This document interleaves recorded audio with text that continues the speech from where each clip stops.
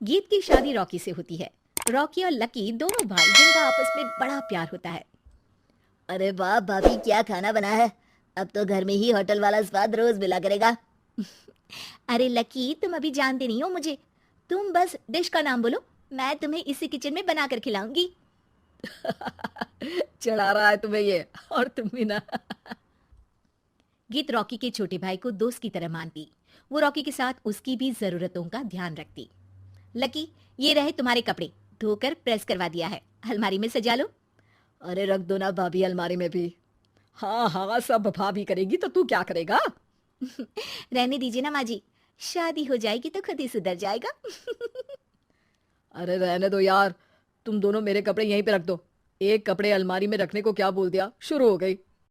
एक दिन, रॉकी सुनिए ना, कल जल्दी आ जाना, मुझे मायके जाना है, या सुबह छोड़ दीजिए और शाम को लेकर आ जाना। अरे नहीं नहीं, कल तो बिल्कुल पॉसिबल नहीं है, कल मीटिंग है।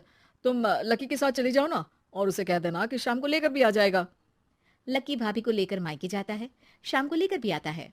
आते वक्त, लकी, तुम्हारे लिए मैंने एक लड़की देखी है, बहुत सुंदर है। अच्छा, क्या बात है भाभी, मुझे भी दिखा दो। और उससे भी पूछ लो कि मुझसे शादी करेगी ना। इतनी सुंदर होगी तो मुझसे क्यों शादी करेगी भाभी। अरे वाह, क्या बुराई है तुम में, इतने अच्छे हो दिखने में। हाँ, बस अपने भैया से थोड़ा कम हो। हाँ भाभी, आपको तो भैया से अच्छा कोई लगता ही नहीं है। लकी, तुम्हारे भैया हैं ही लाखों में एक। रात में दोनों घर आते हैं, लेकिन थोड़ी ही देर में उनके घर रॉकी की मौत की खबर आती है। हे भगवान, ये क्या हो गया। मेरा बेटा मुझे वापस कर दो। सब मिलकर माँ और गीत को संभालते हैं। एक दिन, गीत बेटा, अब तो रॉकी रहा नहीं। तू देख ले, अगर मायके जाना हो तो। गीत कुछ नहीं बोलती और कमरे में चली जाती है।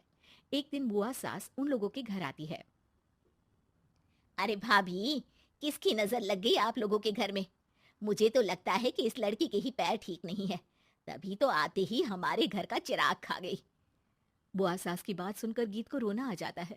वो अपने कमरे में जाकर जोर जोर से रोने लगती है। लकी को ये सब देखकर अच्छा नहीं लगता। बुआ क्या बोल रही हैं? किसी का जीना मरना ऊपर वाले के हाथ होता है, ना कि किसी के पैर पर। अरे देख लो भाभी, छोटा भी हाथ से निकल रहा है। ऐसा ना हो कि ये लड़की सबको आपके खिलाफ कर दे। तभी वहां गीत चाय लेकर आती है। लीजिए बुआ जी, चाय पी लीजिए।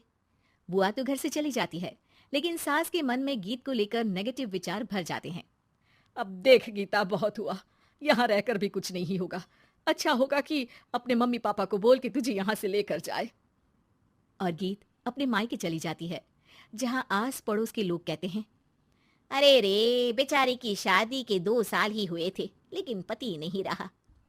सास ने भी घर से निकाल दिया। देखो भाई भाभी कब तक साथ रखते हैं। और शादी करा देनी चाहिए इसकी तो, उम्र ही क्या है इसकी। हाँ, लेकिन करेगा कौन?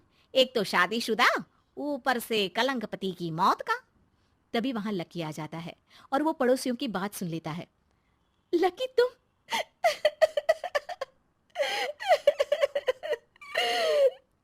भाभी, ये जमाना आपको जीने नहीं देगा। लेकिन आप चिंता मत करना, मैं आपको आपके हिस्से की सारी खुशियां दूंगा। लीजिए, माँ ने आपका ये बैग भेजा है। इसमें आपके जरूरी सामान है जो वहीं रह गए थे। लकी देखता है कि गीत को ससुराल से लेकर मायके तक हर जगह सिर्फ ताने ही सुनने पड़ते हैं। वो सीधे अपनी माँ के पास जाता है। माँ, एक बात सुनो, ये कहाँ का न्याय है। एक लड़की जो छोटी सी उम्र में अपना पति खो चुकी है, वो अब दुनिया के ताने भी झेल रही है। यार, ये तो गलत है ना माँ। हमें भाभी का सपोर्ट करना चाहिए।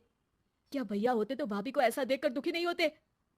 अरे देख लकी, ये समाज ऐसा ही है, और भैया होते तो गीत की ये हालत होती ही नहीं।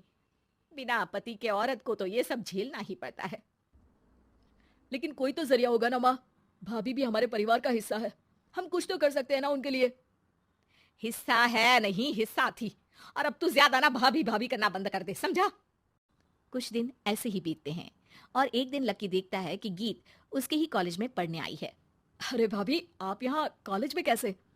लकी, मैंने पढ़ने का निर्णय लिया है। शादी के कारण मेरी पढ़ाई को बीच में ही रोक दिया गया था, पर अब जब कुछ नहीं बचा तो मैंने सोचा पढ़ाई में ही मन लगाऊं। अरे आपने बिल्कुल सही सोचा भाभी। किसी भी तरह की कोई भी जरूरत हो तो प्लीज बिना किसी हिचक के बताना। मैं हूं आपकी मदद के लिए। लेकिन कहते हैं ना, गीत की जिंदगी में सब कुछ बहुत दिनों के लिए ठीक नहीं रहा।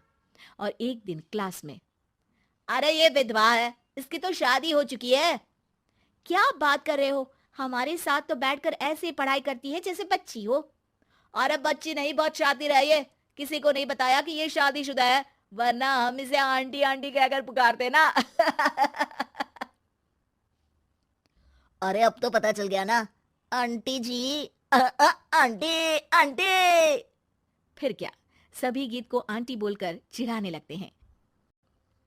गीत को रोना आ जाता है और वो क्लास के बाहर जाकर रोने लगती है। सामने से लकी आ जाता है। अरे क्या हुआ भाभी, आप रो क्यों रही हैं? तभी पीछे से एक लड़की आ जाती है। हे हैंडसम, इस औरत से ना दूर रहना, इसके प्यार में मत पड़ जाना, क्योंकि ये शादीशुदा है। हमारे साथ झूठ बोलकर हम जैसे ही रह रही थी। हाँ तो क्या गलत है? सही उम्र में तुम्हारे माता पिता तुम्हारी पढ़ाई छुड़वा देते तो आज तुम भी शादीशुदा ही होती ना। और इनका पति नहीं रहा, उसमें इनका क्या कसूर? अरे कोई अपने जीवन को नई शुरुआत दे रहा है तो तुम लोगों को क्यों मिर्ची लग रही है? अरे तुझे बड़ी दया आ रही है, कर लेना तू शादी। लकी तब तो कुछ नहीं बोलता, लेकिन ये बात उसके मन में घर कर जाती है। और फिर एक दिन, माँ, मैं गीत से शादी करना चाहता हूँ। अरे क्या बक रहा है बेटा, तेरा भाई तो खा गई वो, अब मैं अपना दूसरा लड़का नहीं खो सकती। नहीं माँ, मैं गीत को यूं परेशान नहीं देख सकता। उसका कॉलेज में भी लोगों ने जीना मुहाल कर रखा है। मैं उनसे शादी कर उन्हें फिर से इस घर की बहू बनाऊंगा। तुम मानती हो तो ठीक है, नहीं तो मैं घर छोड़कर चला जाऊंगा। अरे मुझे मंजूर है बेटा। लकी माँ के साथ गीत के घर जाता है और उसका हाथ मांगता है।